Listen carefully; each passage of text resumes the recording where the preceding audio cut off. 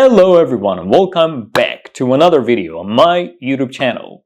In today's lesson, I have provided you with 20 commonly used spoken and conversational English phrases that if you learn how to use, you can speak English at a more advanced level and you can speak like native speakers. Let's get started. The first English phrase is, that does it.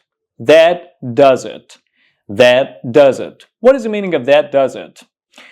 We use that does it to tell someone angrily that we can no longer accept a situation, we can no longer tolerate or put up with a situation. So when something annoying is happening, something that is getting on your nerves, and you want to tell everyone that you can no longer tolerate the situation or you can no longer accept the unpleasant situation going on, you can simply use this phrase, that does it.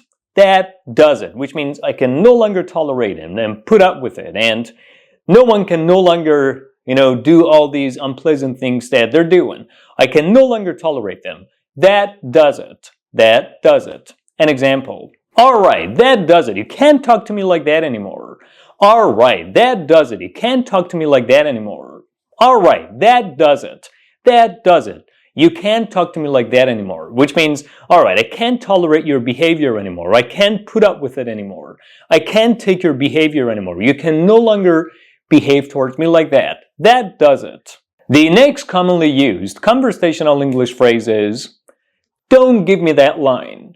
Don't give me that line. Don't give me that line. Don't give me that line. But what does it mean and where do we use it? Don't give me that line can be used to emphasize that we don't believe someone's lame excuse. Someone's excuse cannot be believed by us, or someone's excuse is not valid enough to be believed. So, don't give me that line is another way of saying, I don't believe your excuse. I think your excuse is baseless and groundless. I can't believe it. An example. Oh, sorry for my delay. I got stuck in traffic. Oh, don't give me that line. You're always late. Oh, sorry for my delay. I was stuck in traffic. Come on, don't give me that line. You're always late. Oh, sorry for my delay. I was stuck in traffic. Don't give me that line. We're always late, which means we don't believe the excuse that you're using or your excuse of getting stuck in traffic. You're always late. People get stuck in traffic but also manage their time and know how to get to their appointments in a timely manner, so we can't believe your excuses. We can't believe your reasons for being late or your excuses. So don't give me that line. Moving on to the next commonly used conversational English phrase. Don't sweat the small stuff. Don't sweat the small stuff. Don't sweat the small stuff. Don't sweat the small stuff. What is the meaning of this phrase? Have you ever seen someone worrying about something so much, especially something unimportant, something minor, and something, not that significantly and crucially important, then we can use this phrase to ask someone not to worry about unimportant things. So don't sweat the small stuff means don't worry about the unimportant things, right? Don't bother worrying about the unimportant things. Don't sweat the small stuff. Don't sweat the small stuff. An example. Failing an exam is no big deal. Don't sweat the small stuff. Failing an exam is no big deal. Don't sweat the small stuff. Failing an exam is no big deal. Don't sweat the small stuff. Which means if you fail an exam, or if you do not do well on an exam, or if you do badly on an exam, it's no big deal. You don't really need to worry about it much because there's always the chance of taking the exam again and all over again. So don't sweat the small stuff. Don't worry about the unimportant things like failing an exam or doing badly on an exam. Have you ever been to a noisy place in which you cannot hear anyone or anything because the place is so noisy? Well, in such a case, you can use the following commonly used conversational English phrase, which is, I can't hear myself think. I can't hear myself think. I can't hear myself think. I can't hear myself think is used to emphasize how noisy a place is, or to emphasize that a place is so noisy that you cannot hear anyone or anything. I can't hear myself think. An example. I can't hear myself think here. Please turn down the music. I can't hear myself think here. Please turn down the music. I can't hear myself think here. Please turn down the music, which means this place is so noisy. I cannot hear anyone or anything because the place is so noisy that I can't hear anything. Please turn down the music. On the opposite side of the story, on the other hand, have you ever been to a place which was completely silent and quiet and there was no noise? In such a case, you can use the following commonly used conversational English phrase to emphasize that a place is so silent or completely silent and quiet, which is, you could hear a pin drop. You could hear a pin drop. You could hear a pin drop. You could hear a pin drop, which means a place is so quiet and silent. An example: you could hear a pin drop at this library, which is why most students love it. You could hear a pin drop at this library, which is why most students love it. You could hear a pin drop at this library, which is why most students love it. Which means this library is completely silent and quiet, which is why most students love it. Let's proceed to the next commonly used conversational English phrase, which is come what may. Come what may. Come what may. Come what may. Come what may. What is the meaning of come what may? When you say you will do something come what may, it means you will do something no matter what may happen. So come what may means no matter what may happen, which emphasizes the idea that you want to do something no matter what, at all costs, no matter what happens or no matter what may happen. An example: I will become the most famous English teacher on YouTube, come what may. I will become the most famous English teacher on YouTube, come what may. I will become the most famous English teacher on YouTube with your help, dear viewers, subscribers, come what may. Which means I will become the most famous English teacher here on this platform, no matter what happens or no matter what may happen. Now we're getting to the next commonly used conversational English phrase that you must learn and use to sound like native speakers, which is something is the least of someone's concerns. Something is the least of someone's concerns. Something is the least of someone's concerns. Something is the least of someone's concerns. What is the meaning of this idiomatic expression or this phrase? When we say that something is the least of someone's concerns, it means someone is not worried about something at all because they have more important things to worry about. For example, when I say something is the least of my concerns, it means I'm not worried about something at all, or I don't worry about something as much as the other important things in my life that I should worry about. Or I'm not worried about something as much as I'm worried about other things or other more important problems that I have. Or I'm not worried about something at all because I have more important problems or other more serious things or other more important things to worry about. So something is the least of someone's concerns. An example: the fact that we damaged this phone is the least of my concerns. What should we do about the car accident? The fact that we damaged this phone is the least of my concerns. What should we do about the car accident? Which means, honestly, I'm not worried about the fact that we damaged this phone. I'm more worried about the car accident. I have more important thing to worry about, which is the car accident and the damage that we did to his lovely car as a result of the accident or the crash. Have you ever wanted to know what someone has been doing recently? Then you can use the following commonly used conversational English phrase, which is, what have you been up to? What have you been up to? What have you been up to? You can use this phrase to ask someone about what they've been doing recently. What have you been up to? An example: I haven't talked to you for 3 months. What have you been up to? I haven't talked to you for 3 months. What have you been up to? Which means I have not seen you or talked to you for 3 months. What have you been doing recently or lately? Has anyone ever cracked a funny joke that made you laugh? And you were wondering what English phrase you could use in response to the funny joke that they cracked? Well, the following English phrase can help you do so. When you hear a funny joke that someone tells or cracks that makes you laugh, you can use the following English phrase to say that the joke was really funny, which is, that's a good one. That's a good one. That's a good one. An example: that's a good one. It really made me laugh. That's a good one. It really made me laugh. That's a good one. It really made me laugh, which means your joke was very funny. It really made me laugh.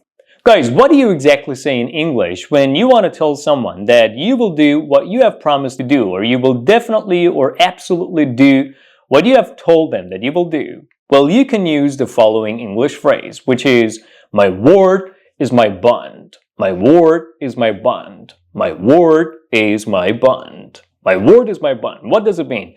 When you use this phrase, my word is my bond, it means you can trust me, which means I will do what I have promised that I will do. Or trust me, rely on me. I'm not lying to you. I will definitely do what I have promised that I will do. Or I will redeem my promises. I will act on my promises. I will not forget my promises. I will do what I have promised that I will do. So my word is my bond. An example, I will give your money back. My word is my bond. I will give your money back. My word is my bond. I will give your money back. My word is my bond, which means I will definitely return your money. I will definitely give your money back. I promised to give your money back, and I will definitely do it. I will definitely redeem my promise. I will definitely act on my promise. I will not break my promise. I will give your money back. So trust me. Rely on me. Count on me. Trust what I'm saying. I will give your money back. My word is my bond. So the next time you're making a promise to someone and you want to reassure them that you will definitely do what you have promised that you will do, you can use this phrase, my word is my bond, which means trust me, I will do what I have promised that I will do. Have you ever wanted to reassure someone that you will always support them or they have your support? Well, you can use the following commonly used conversational English phrase to do so, which is, I got your back. I got your back. I've got your back. So you can use this phrase, I got your back, to reassure someone that you will support them. An example, don't worry, nothing will happen. I've got your back. Don't worry, nothing will happen. I've got your back. Don't worry, nothing will happen. I've got your back, which means don't worry, nothing will happen. I will support you. You always have my support, and you can always count on my support. Proceeding to the next English phrase that you need to learn and use to sound like native speakers, which is, it's up to you. It's up to you. It's up to you. What is the meaning of it's up to you?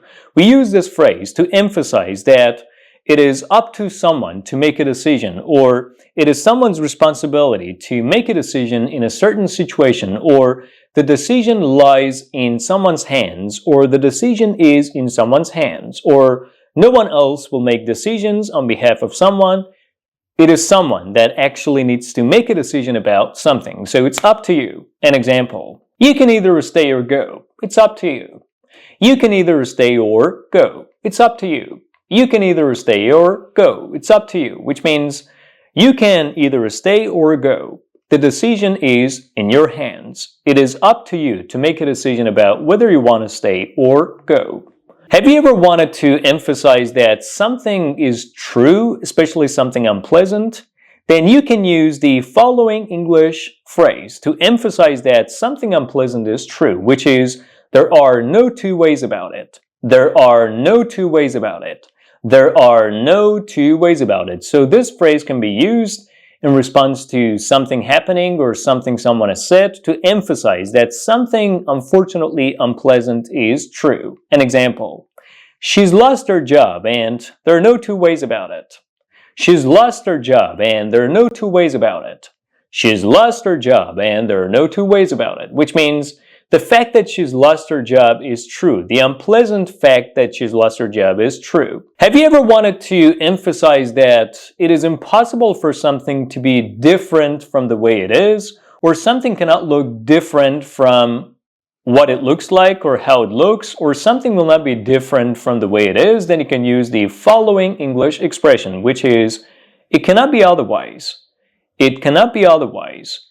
It cannot be otherwise. So it cannot be otherwise can be used to emphasize that something cannot be different from the way it is. An example, if you want to learn English, you need to learn words, grammar, and it cannot be otherwise. If you want to learn English, you need to learn words, grammar, and it cannot be otherwise. If you want to learn English, you need to learn words, grammar, and it cannot be otherwise. Which means, if you want to learn English, then you need to learn words, adjectives, grammar, I don't know, vocabulary, idioms, phrases, and these things, and it is not different from the way it is, and that's the way it is. She has studied medicine, so she's either a nurse or a doctor, and it cannot be otherwise. She has studied medicine, and she's either a doctor or a nurse, and it cannot be otherwise, which means she has studied medicine, so she's either a doctor or a nurse, and it cannot be different from the way it is. Have you ever wanted to reassure someone that you're not going to worry about something or you're not worried about something at all? Well, in such a case, you can use the following English expression to do so or to say so, which is, I don't give it a second thought. I don't give it a second thought. I don't give it a second thought. I don't give it a second thought. I don't give it a second thought, which means I'm not worried about something or I don't worry about something at all. An example, drive safely and slowly. Your car is expensive. Oh, I don't give it a second thought. I have a reliable insurance. Drive safely and slowly. Your car is expensive. Oh, come on. I don't give it a second thought. I have a reliable insurance. Drive slowly and safely. Your car is expensive. Oh, come on. I don't give it a second thought. I have a reliable insurance. When you want to start something important, in order to emphasize that you gotta start something quickly or you gotta start something, you can use the following English expression, which is, let's get the ball rolling. Let's get the ball rolling. So to get the ball rolling means to start something. An example, what are you waiting for? Let's get the ball rolling and start the project. What are you waiting for? Let's get the ball rolling and start the project. What are you waiting for? Let's get the ball rolling and start the project, which means, what are you waiting for? Let's start the project, right? Have you ever invited anyone to come to your house and stay there for a certain period of time? What do you say when they've just come to your house? Well, you can use the following phrase to invite them to relax and enjoy themselves when they've just come to your place, which is, make yourself at home. Make yourself at home. Make yourself at home. Make yourself at home. So, to make yourself at home means to relax, to enjoy yourself, to rest, and enjoy your time in our place. Make yourself at home. You've had a long flight, so make yourself at home here, and this place is all yours. You've had a long flight, so make yourself at home here. This place is all yours. You've had a long flight. Make yourself at home here, and this place is all yours. Which means, you've had a long flight, and we know how tired you are, so please relax, enjoy yourself, enjoy your time here, enjoy being here. Just take a shower, sleep, enjoy yourself and enjoy your time. This place is yours. Consider this place your own house, your own home. Make yourself at home and enjoy yourself here. There are a lot of occasions on which we work a lot and work on something a lot, a project or whatever, and we feel that we've worked on it enough or, we've done it enough and we just want to postpone the rest, and we don't want to continue with the project on the same day. So what do we exactly say in English? You can use the following phrase to say so. Let's call it a day. Let's call it a day. Let's call it a day. So we use let's call it a day to say that let's stop working on something because we've worked on it so much or enough, and we'd better postpone the rest until another specific time in the future, or let's not continue working on it on the same day or at the same time. Let's work on it a little bit later or on another day. So let's call it a day. An example, today we worked on the project so much, so let's call it a day now and do the rest tomorrow. Today we worked on the project so much, so let's call it a day now and do the rest tomorrow, which means today I think we've worked enough on the project or we've worked so much on the project, so let's just stop it now and do the rest tomorrow. When you want to tell someone that you will update them on something or you will notify them of any future updates, what do you exactly say? You can use the following phrase. I'll keep you posted. I'll keep you posted. I'll keep you posted. I'll keep you posted means I will notify you of any future updates or of anything happening in the future. An example, if anything happens, I'll keep you posted. If anything happens, I'll keep you posted.